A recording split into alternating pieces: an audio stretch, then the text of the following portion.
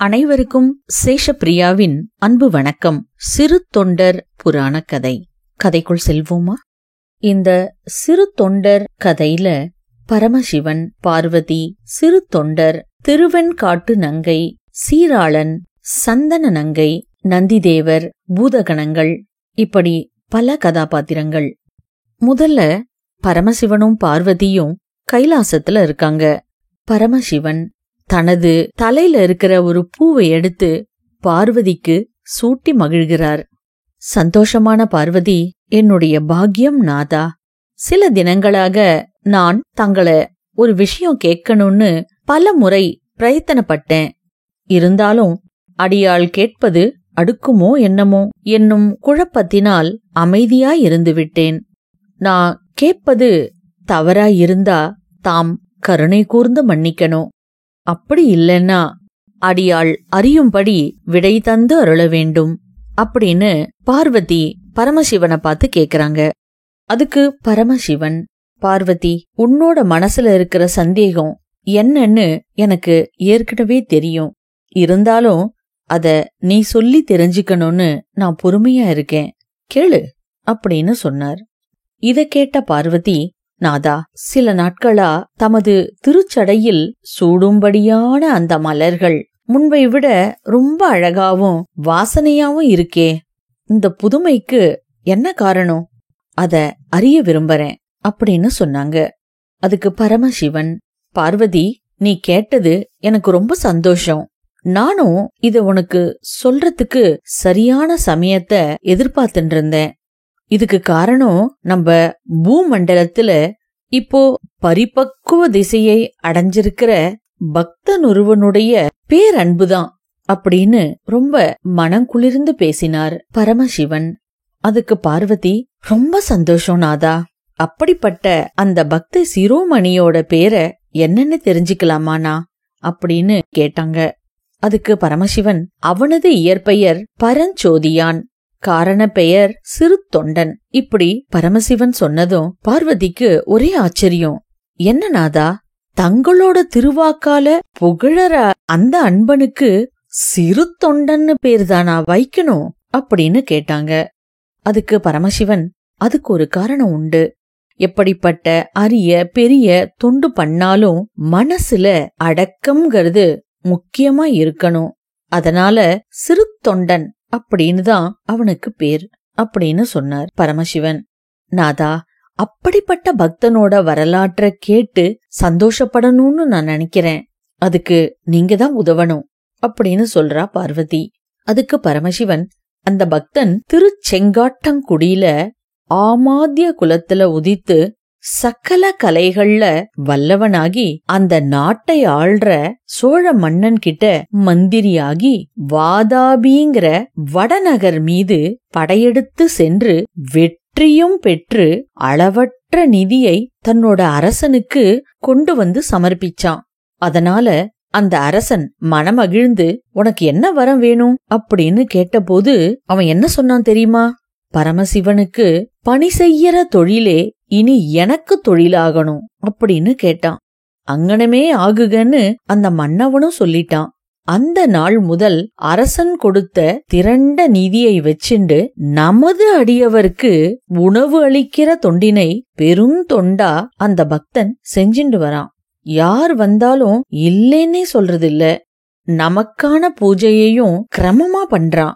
பூமண்டலத்துல நாள்தோறும் நமது அடியார்க்கு வேண்டிய உணவை கொடுத்துவிட்டு பிறகுதான் தான் உண்ணணும்னு விரதம் வச்சுருக்கான். இத கேட்டதும் பார்வதிக்கு ஒரு சின்ன வருத்தம் வந்தது. நாதா, போஜனம் தேடி வர்றவங்களுக்கு போஜனம் குடுக்கறதுல தப்பு இல்ல. ஆனா வர்றவங்க அவங்களுக்கு என்ன தேவை அப்படின்னு சொல்லி அந்த தேவைகளை நம்முடைய பக்தன் பூர்த்தி செய்யறான்னு நீங்க சொல்றீங்க. ஆனா அது ரொம்ப கஷ்டமான வேலையாச்சே அப்படின்னு அக்கறையோட கேக்குறா பார்வதி. ஏன்னா எல்லா குழந்தைகளுக்கும் அவதானே அம்மா. அத கேட்ட பரமசிவன், ஆமா ஆமா உண்மைதான், அப்படிப்பட்ட அரிய தொண்டு அவனோட தொண்டு, அத தவறாம பண்ணிட்டு வரான். அப்படிப்பட்ட பக்தன் அன்போட பூஜை பண்ணி குடுக்கற மலர்கள் இருக்கு இல்லையா, அதுதான் இப்ப என் தலையில வாசம் வீசின்னு இருக்கு.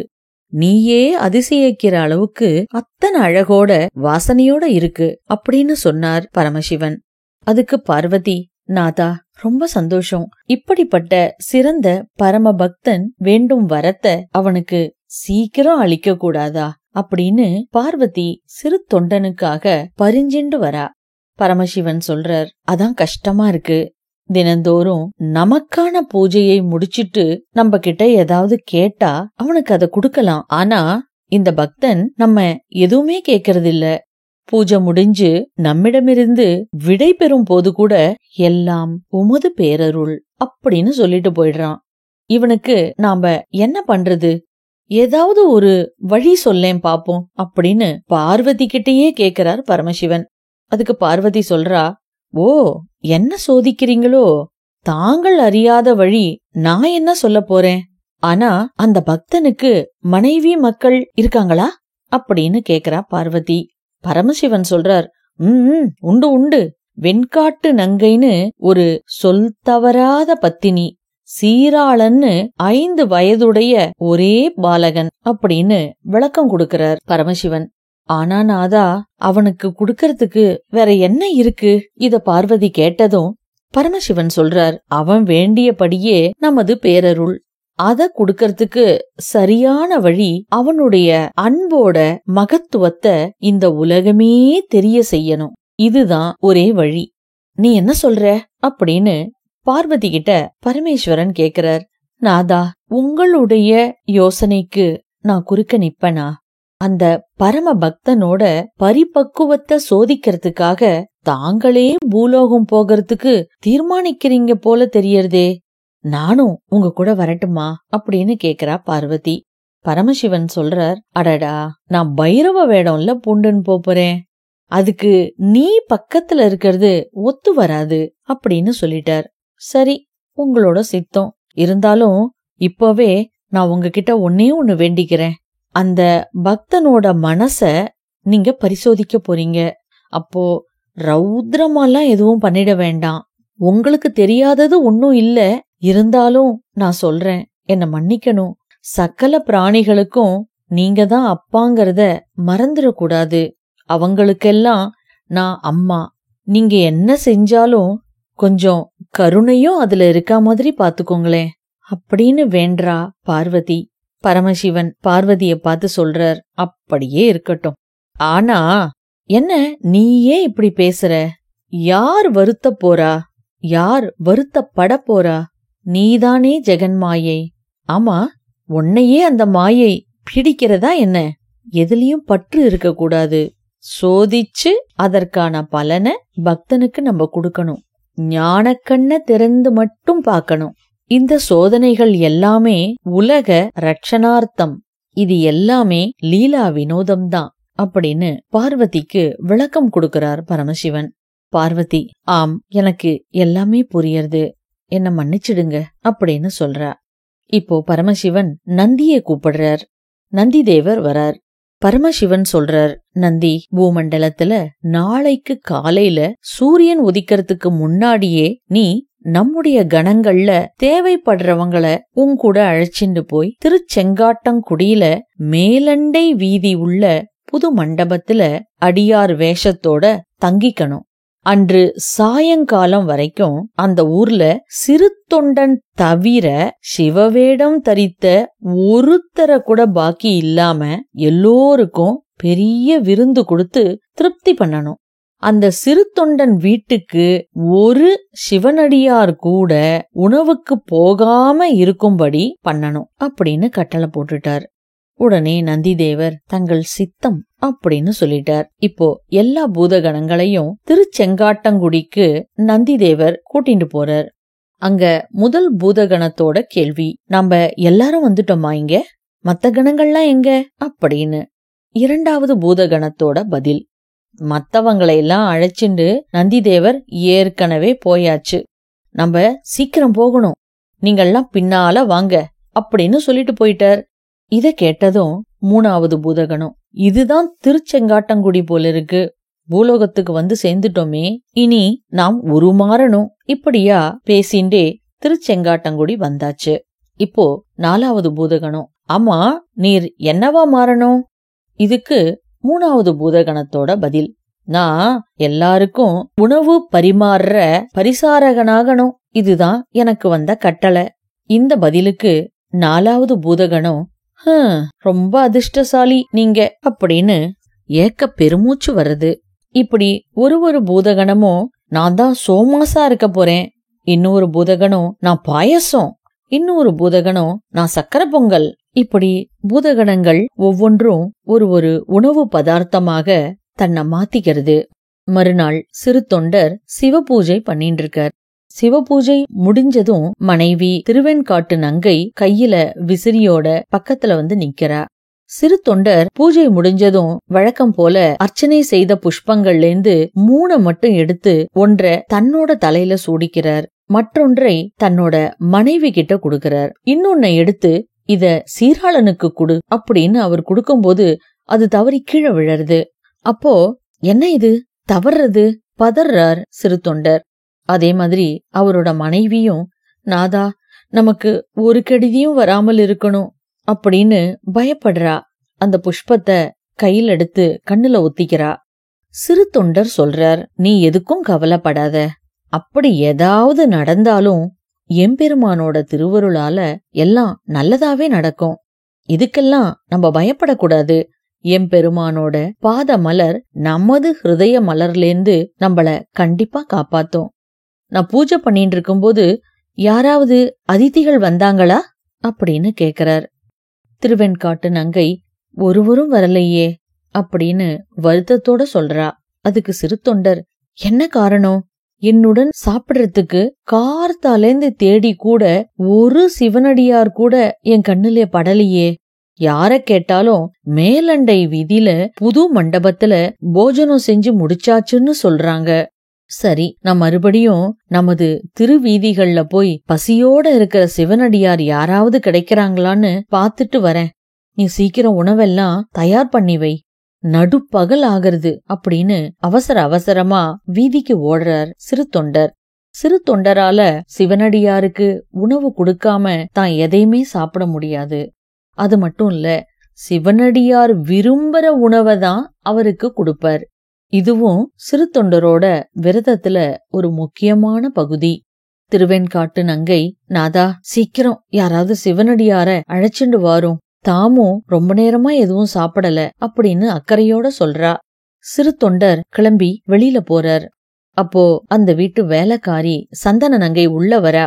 அம்மா, போஜனம் எல்லாம் தயாராயிடுத்து அப்படின்னு சொல்றா. ஆனா அத கவனிக்காத மாதிரி வாடின முகத்தோட இருக்கா திருவெண்காட்டு நங்கை. அத கவனிச்ச சந்தன நங்கை, அம்மா உங்க முகம் ஏன் வாடி இருக்கு அப்படின்னு கேக்குறா. அதெல்லாம் ஒண்ணுமில்லையே அப்படின்னு சமாளிக்கிறா திருவெண்காட்டு நங்கை. இல்லம்மா, உங்க முகம் இப்படி வாடி நான் பார்த்ததே இல்ல.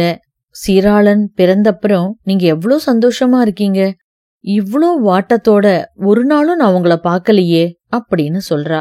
அப்போ திருவெண்காட்டு நங்கை, சீராளனை பத்தி தான் என் மனசு கலங்கிறது அப்படின்னு கண்ணீர் வடிக்கிறா. சந்தன நங்கைக்கு ஒரே ஆச்சரியம், ஏம்மா அப்படி? சீராளன் சௌக்கியமா தானே பள்ளிக்கு போயிருக்கான் அப்படின்னு சொல்றா.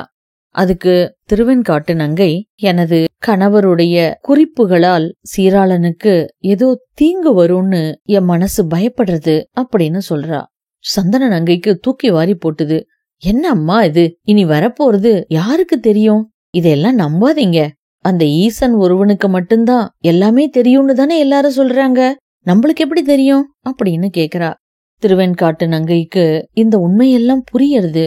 ஆனா மனசுல இனம் புரியாத ஒரு பயம். அந்த நேரம் யாரோ கதவை தட்டுற சத்தம் கேட்டு திருவெண்காட்டு நங்கை யாருன்னு பாத்துண்டு வா அப்படின்னு சொல்றா. சந்தன நங்கை ஓடி போய் பாக்கும்போது, அம்மா யாரோ ஒரு சிவனடியார் வந்திருக்கிறார் அப்படின்னு சொல்றா.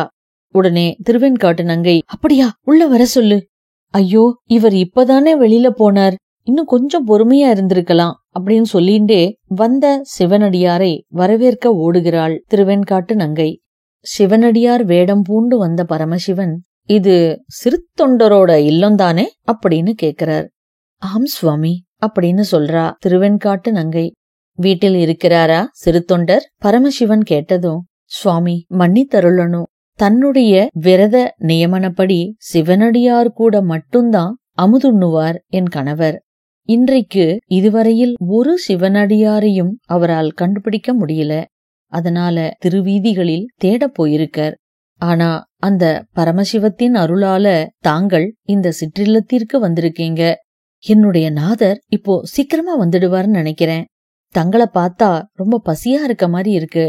அதனால அவர் நிவேதனம் பண்ற உணவை உண்டு எங்களுக்கு அருள் புரியணும் அப்படின்னு வேண்டிக்கிறா திருவெண்காட்டு நங்கை.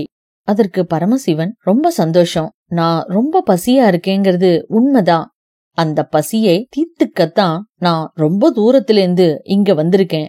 உன்னோட கணவனுடைய பெயரை கேள்விப்பட்டுதான் வந்தேன். ஆனா உலக வழக்கின்படி நாம் நடப்பது தர்மம்.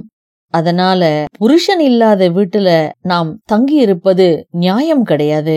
நாம் இந்த ஊர் கணபதீஸ்வரம் எனும் ஆலயத்துல வீட்டிருக்கிறோம். உனது கணவன் வந்ததும் நான் வந்த செய்திய சொல்லு, பிறகு வருகிறோம் அப்படின்னு சொன்னார். தங்கள் திருவுளப்படியே ஆகட்டும். என் கணவர் வந்ததும் தாங்கள் இன்னார்னு அவருக்கு அறிவிக்கிறதுக்காக தங்களுடைய பெயர், ஊர் இதை பற்றி சொல்ல முடியுமா? தயக்கத்துடன் கேட்டாள் திருவெண்காட்டு நங்கை. பரமசிவன் சிரித்தார். நமக்கு பெயரே கிடையாது. இருந்தாலும் ஏனையோர் நம்மை அவரவர் ஆசைப்படி அழைப்பார்கள். அவற்றிலெல்லாம் உவந்த பெயர் அடியார்க்கு அடியான் என்பதே. நாம் தங்கியிருப்பது உத்தர தேசம் என்று உன் கணவனிடம் சொல்லு. இருந்தாலும் நாம் மிகவும் பசியாயிருக்கிறோம் என்றும் சொல்லு என்று சொன்னார். அங்கனமே சொல்கிறேன் என்று திருவெண்காட்டு நங்கை கரம் குவித்து நின்றாள். சிவனடியார் போனதும் சந்தன நங்கை ஓடி வந்தாள். அம்மா, நான் போய் எஜமான அழைச்சிட்டு வரேம்மா, அதித்தி வந்திருக்கார்னு அவள் சொல்லிக் கொண்டிருக்கும் பொழுதே சிறு தொண்டர் வந்து விட்டார். புலம்பிக் கொண்டே வந்தார். என்ன எனது துர்பாகியம்! எங்கு தேடியும் ஒரு சிவனடியாரையும் காணவில்லையே. யாரை கேட்டாலும் மேலண்டை வீதியில் புது மண்டபத்தில் வயிறு நிரம்ப சாப்பிட்டாயிற்று என்கிறார்களே. இன்று சிவனடியாரை பூஜித்து உணவிட்டு அவர்கள் உண்ட மீதியை புசிக்கும் புண்ணியம் எனக்கு இல்லையே என்று புலம்பிக் கொண்டே வந்தார். நாதா, கவலைப்பட வேண்டாம். இப்பொழுதுதான் பைரவ வேடம் கொண்ட ஒரு சிவனடியார் நமது வீட்டுக்கு வந்திருந்தார். அவசர அவசரமாக தன் கணவனின் வருத்தத்தை போக்க பேசினாள் திருவெண்காட்டு நங்கை. அப்படியா? எங்கே அவர், எங்கே அவர் என்று பரபரப்பானார் சிறு தொண்டர். சற்று முன்பாகத்தான் வெளியில் சென்றார். தாங்கள் வரும் பொழுது எதிரில் போயிருப்பாரே, தாங்கள் பார்க்கவில்லையா? பதட்டத்துடன் கேட்டாள் திருவெண்காட்டு நங்கை. இல்லையே, என் கண்ணீருக்கு ஒருவரும் புலப்படவில்லையே. என்ன துரதிர்ஷ்டசாலி நான், புலம்பினார் சிறு தொண்டர். உடனே திருவெண்காட்டு நங்கை, சந்தனம், உடனே வீதியில் போய் பார், அதிக தூரம் போயிருக்க மாட்டார் என்று சந்தனத்தை விரட்டினாள். சந்தனம் ஓடோடி போகிறாள். சிறு தொண்டர் தன் மனைவியை பார்த்து கேட்டார். பெண்ணே, வந்தவரை ஏன் கைவிட்டாய்? இங்கேயே இருக்க சொல்லியிருக்கலாமே என்று வருத்தப்பட்டார். அதற்கு திருவெண்காட்டு நங்கை, நாதா, என் மீது தவறில்லை. நான் எவ்வளவோ வேண்டி பார்த்தேன். என் நாதர் அதித்தியை தான் நாடி போயிருக்கிறார். விரைவில் வந்து விடுவார். தாங்கள் இங்கு சற்று தங்கியிருக்க வேண்டும் என்று பிரார்த்தித்தேன்.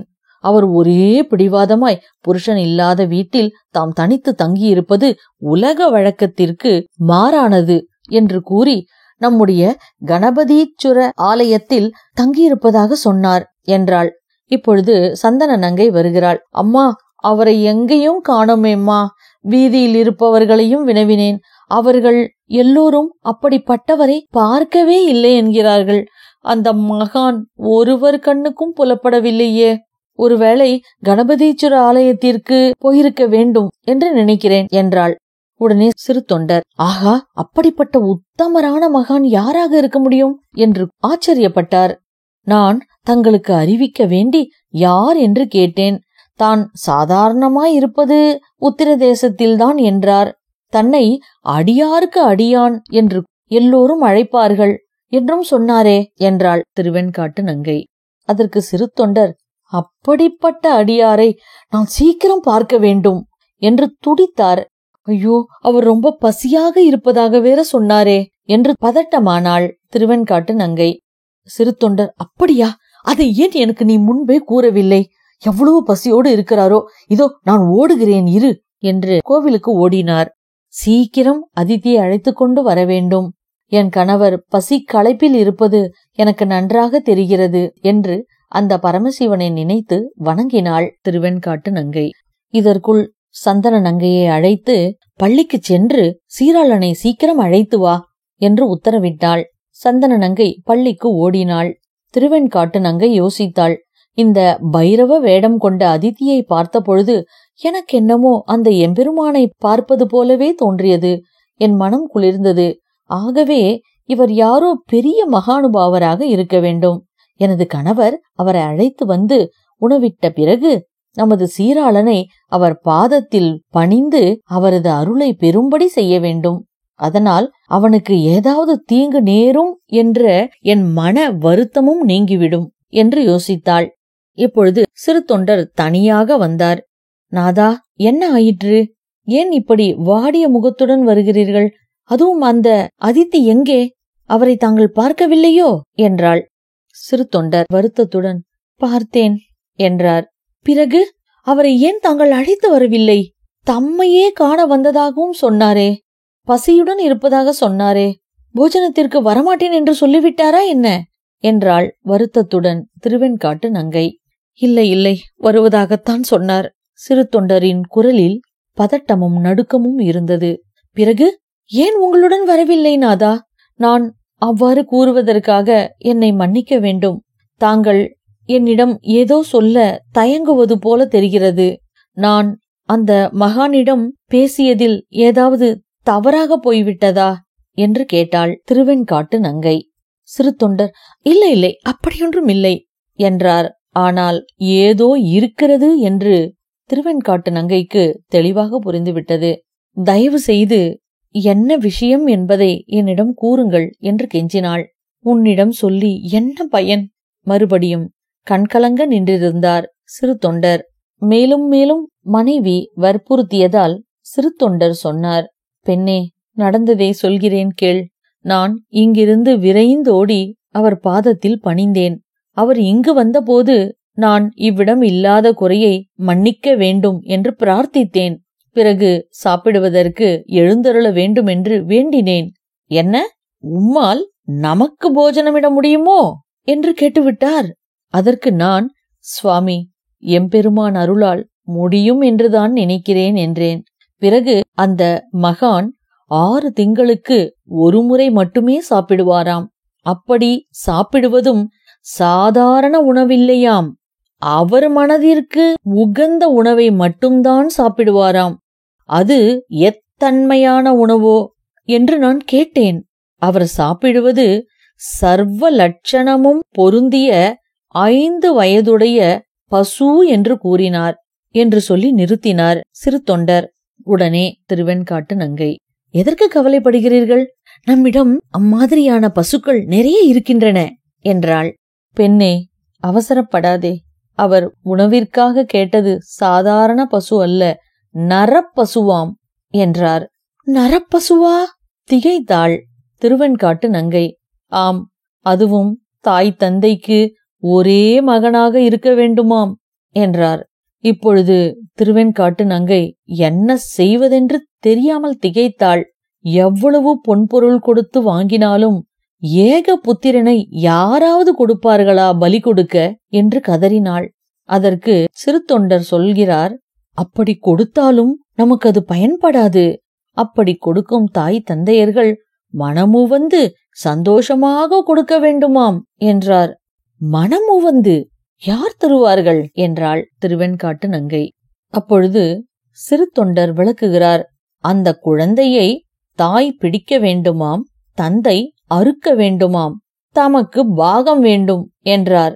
பரமசிவம், இப்படி ஒரு சோதனையா என்று அழுதார் சிறு தொண்டர்.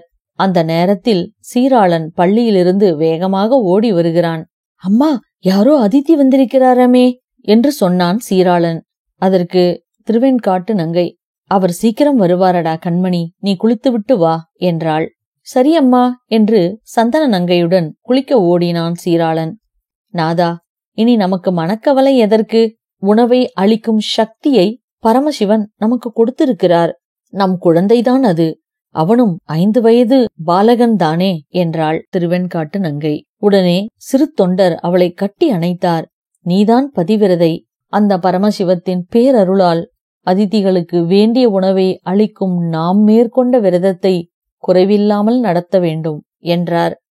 உடனே அவருடைய மனைவி, அப்பரமசிவத்தின் அருள்தான் நம்மை தாங்க வேண்டும் என்று கண்களை துடைத்தாள். சிறு தொண்டர், கண்ணே சீராளா, இப்படி வா. நமது இல்லத்திற்கு ஒரு அதிதி வந்திருக்கிறார். அவர் விரும்பியபடி அவருக்கு உன்னை உணவாக கொடுக்க தீர்மானித்திருக்கிறோம். சீராளன் கேட்டான். அவர் என்னை சாப்பிடவா போகிறார் என்றான். ஆம் கண்மணி என்றார் சிறு தொண்டர். அப்புறம் நான் எங்கே போவேன் என்றான் சீராளன். அந்த எம்பெருமானது பாதார விந்தங்களை போய் சேர்வாய் என்றார் சிறு தொண்டர். சீராளன், ரொம்ப சந்தோஷம். எனக்கு எவ்வளோ பெரிய நல்ல விஷயம் நடக்க போறது. நீங்க 2 பேரும் எதுக்கு முகத்தை இப்படி வச்சுன்னு இருக்கீங்க? தினமும் கோவிலுக்கு போய் சுவாமி என்னையும் என்னோட அம்மா அப்பாவையும் உங்களோட பாதார விந்தத்துல வச்சு காப்பாத்துங்க அப்படின்னு தானே நான் பிரார்த்திக்கிறேன். அது நடக்கும்போது எதுக்கு துக்கப்படணும் அப்படின்னு கேட்டான் சீராளன். கண்ணே, இருந்தாலும் இத்தனை சீக்கிரத்துல உன்னை பரமசிவன் சேர்த்துப்பாருன்னு நான் கனவு கூட காணல அப்படின்னு கண்ணீர் மல்கினா திருவெண்காட்டு நங்கை. அதுக்கு சீராளன், அதுல என்ன தப்பு இருக்கு? அதுக்காக நீங்க சந்தோஷம் இல்ல படணும். அம்மா, சீக்கிரமா நடக்கட்டும் அப்படின்னு சொன்னா. கண்ணே, உன்னோட மனச நான் என்னன்னு சொல்லுவேன். இனிமே இந்த அழகான திருமுகத்தை நான் பார்க்கவே முடியாதே அப்படின்னு அழ ஆரம்பிச்சா திருவெண்காட்டு நங்கை. நீங்களும் அம்மாவும் நானும் போகுமிடம் அந்த பரமசிவன் தானே அப்படின்னு சொன்னா சீராளன். சிறு தொண்டர், சீராளா, எம்பெருமான் அருள் இருந்தா அவருடைய பாதார விந்தத்துக்கு நாங்களும் விரைவில் வந்து சேருவோம், கவலைப்படாதே அப்படின்னு சொல்றார். அதுக்கு சீராளன், நான் கவலைப்படல, ஆனா அம்மாளுக்கு சொல்லுங்க அப்படின்னு சொன்னான். இந்த வயசுல உனக்கு இவ்ளோ ஞானம், அதுதான் நல்லது.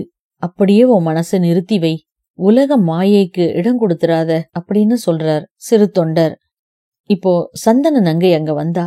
என்னம்மா இது, பெற்ற குழந்தையை போய் யாராவது அப்படின்னு கலங்கினா. சந்தனம், நீ இங்க இருந்ததை நாங்க கவனிக்கல, நீ போயிடு, குறுக்க ஒரு வார்த்தை நீ பேசக்கூடாது அப்படின்னு சொல்லிட்டார் சிறு தொண்டர். நான் போறேன், இதெல்லாம் என்னால பார்க்க சகிக்கல அழுதுண்டே சந்தனம் அந்த இடத்த விட்டு போயிடுறா. அம்மா, என்ன பத்தி கவலைப்பட வேண்டாம், அந்த பரமசிவனை பிரார்த்தனை பண்ணு அப்படின்னு சொல்றான் சீராளன். உண்மை, அதுதான் வழி. எம்பெருமானோட திருவடிகள்ல நம்மளோட மனச நிலை நிறுத்திட்டோம்னா இந்த உலகத்துல இருக்கிற மாயை நம்மள எதுவுமே பண்ண முடியாது. அதனால அவருடைய திருவடிகளை பற்றி கொண்டு அவருடைய பேரருளை பாடி அவரையே நம்ம மனசுல நிறுத்துவோம் அப்படின்னு அந்த சிவபெருமானை பிரார்த்தனை பண்ண ஆரம்பிச்சிட்டாங்க. நாதா, அதிதி பசித்திருக்கிறாரே, அவர் கேட்டபடி அமுது அளிப்பதாக வாக்களித்து இனி அவரை அழைத்து வரலாமே என்றாள் திருவெண்காட்டு நங்கை. இப்படிப்பட்ட நற்குணவதியை நான் பெற்றது அந்த பரமசிவத்தின் பேரருள் என்றார் சிறு தொண்டர். அதித்தியை அழைக்க சிறு தொண்டர் ஓடினார். உணவு தயாராச்சு. அந்த அதித்தியை அழைச்சிண்டு சிறு தொண்டர் வரார். வீட்டுக்கு வந்ததும், பெண்ணே, சிவனடியார் ரொம்ப பசியில இருக்காரு, அவருக்கு தேவையான உணவுகளை சீக்கிரம் எடுத்துண்டு வா அப்படின்னு சொல்றார். சுவாமி, ரொம்ப நாழியாயிடுத்து, இதுவரைக்கும் தாமதிச்சதுக்கு எங்களை மன்னிக்கணும், இனி போஜனத்துக்கு எழுந்தருளணும் அப்படின்னு சொல்றார். சிறு தொண்டரே, நாம் விரும்பியபடி எல்லாம் சித்தமாக இருக்கிறதா என்று பரமசிவன் கேட்டார். அதற்கு சிறு தொண்டர் மனைவியை அழைத்து கேட்டார். சுவாமி, அதித்தியோட திருவுளப்படி எல்லாம் சித்தமாயிருக்கிறது அப்படின்னு சொன்னா மனைவி. உடனே, சரி, இனி எனக்கு படைக்கலாம் அப்படின்னு பரமசிவன் அந்த மனையில போய் உட்கார்றார். திருவெண்காட்டு நங்கைதான் உணவை படைக்கிறா. மாதே, நாம் விரும்பினவெல்லாம் முறைப்படியாக படைத்தாச்சா அப்படின்னு பரமசிவன் கேக்குறார். திருவெண்காட்டு நங்கை, சுவாமி, எல்லாம் ஆச்சு அப்படின்னு சொன்னா. ரொம்ப சந்தோஷம் என்று பரமசிவன் குதூகலப்படுகிறார். சிறு தொண்டர், சுவாமி, தாங்கள் இனி சாப்பிடலாமே அப்படின்னு சொல்றார். பரமசிவன், என்ன சிறு தொண்டரே, நம்மை தனியாக சாப்பிட சொல்லுகிறீர்? அது எம்முடைய விரதத்திற்கு குறைவு. நம்முடன் உண்ண சிவனடியார் யாரையாவது அழைத்து வாரும், சீக்கிரம் என்கிறார். அந்தோ பரமசிவமே, இதென்ன சங்கடம் சுவாமி! காலை முதல் தேடியும் அமுதுண்ண ஒரு சிவனடியாரையும் காணாமல் கலங்கி இருந்தேன். தாம் ஒருவர்தான் கிடைத்ததே எனக்கு பூர்வ ஜென்ம புண்ணியம் என்று நினைத்தேன். சற்று முன்பாக தேடிய பொழுது கண்ணில் படும் அடியார்கள் அனைவருமே பூரணமாக புசித்தாயிற்று என்று சொல்லிவிட்டு நகர்ந்து போய்விட்டார்கள். இனி எங்கு சென்று ஒரு சிவனடியாரை அழைத்து வருவது என்று வருத்தத்துடன் சொன்னார் சிறு தொண்டர். அப்படியென்றால் நீர் யாரையாவது அழைத்து வரும் வரை நாம் பசியுடன் தான் சாப்பிடாமல் இருக்க வேண்டும் என்று பிடிவாதம் பிடித்தார் பரமசிவன். சிறு தொண்டர், பரமசிவம் பரமசிவம் சுவாமி, எனக்கொரு யோசனை தோன்றுகிறது. அதை கூறுவதற்காக மன்னித்தருள வேண்டும். என்னை சிவனடியான் என்று கூற அத்தனை யோக்கியதையெல்லாம் இல்லை. இருந்தாலும் இவ்வுலகில் விபூதி தருப்பவரை பார்த்து நானும் விபூதி இட்டு கொண்டு வருகிறேன். சிவனடியார்க்கு அடியனாய் தொண்டு செய்து வருகிறேன். அதனால் அடியேனையே ஒரு தொண்டனாக அங்கீகரிக்க வேண்டும் என்று கெஞ்சினார் சிறு தொண்டர். பரமசிவன், அங்கனம் செய்வோம் செய்வோம், பயப்படாதே. அம்மா, இவருக்கோர் இலையை போட்டு அதில் நமது இலையில் இருப்பதையே அவருக்கும் படைப்பாய் என்றார். உடனே சிறு தொண்டரும் இலையை போட்டுக்கொண்டு வேகமாக சாப்பிட ஆரம்பித்து விட்டார். பரமசிவன், இதென்ன செய்கை? 6 திங்களுக்கு ஒரு முறைதான் நான் உணவருந்துவேன். நாம் ஆரம்பிப்பதற்கு முன்பாக நீர் ஆரம்பித்து விட்டீரே என்றார். ஒரு காரணமும் இல்லை, தங்களை உண்பிக்கத்தான் நான் ஆரம்பித்தேன் என்றார் சிறு தொண்டர்.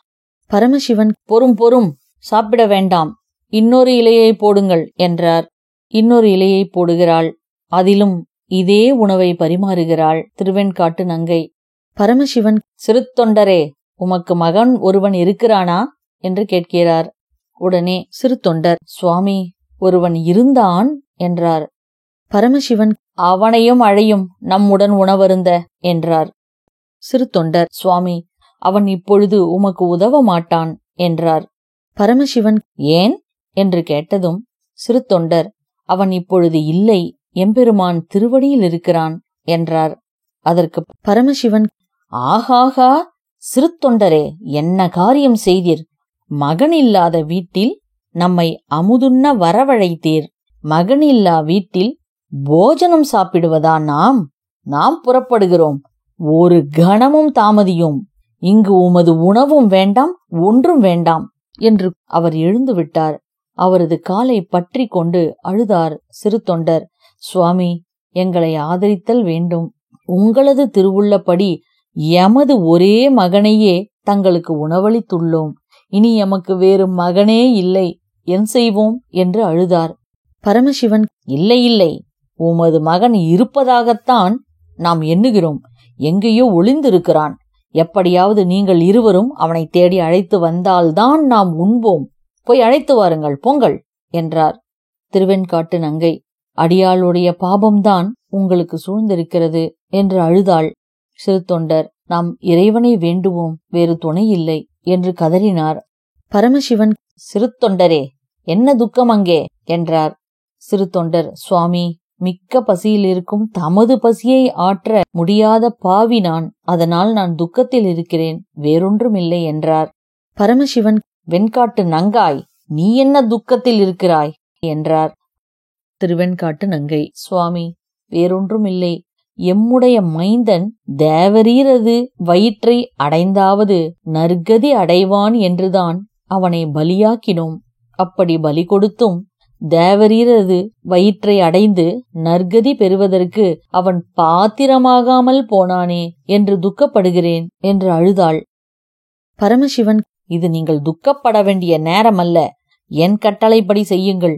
விரைவில் கூப்பிடுங்கள் உங்கள் குமாரனை. வாசலிற்கு போய் கூப்பிடுங்கள் என்றார். இருவரும் வாசலுக்கு ஓடினார்கள். சிறு தொண்டர், சீராளா, உன் தாய் துக்கப்படுகிறாள் என்றாவது வாடா அப்பா என்று கூப்பிட்டு பார்த்தார். திருவெண்காட்டு நங்கை, சீராளா, உன் தந்தையின் துயர் நீக்கவாவது வாடா என் கண்ணே என்று அழுதாள்.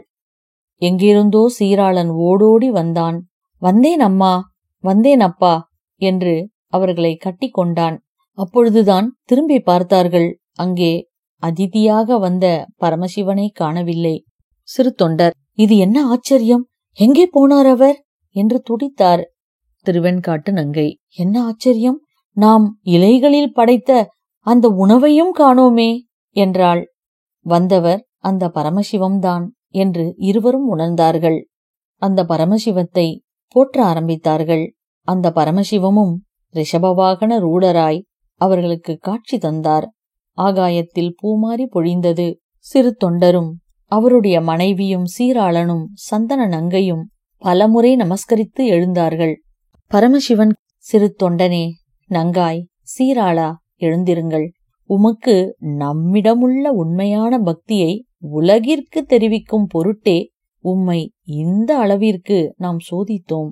தொண்டனே, உன்னை இதுகாரும் சிறு தொண்டனென அறிந்துள்ளார் உலகவர். இனி பெரிய தொண்டன் என உலகமெங்கும் வழங்கும் பொருட்டு ஆசிர்வதிக்கிறோம்.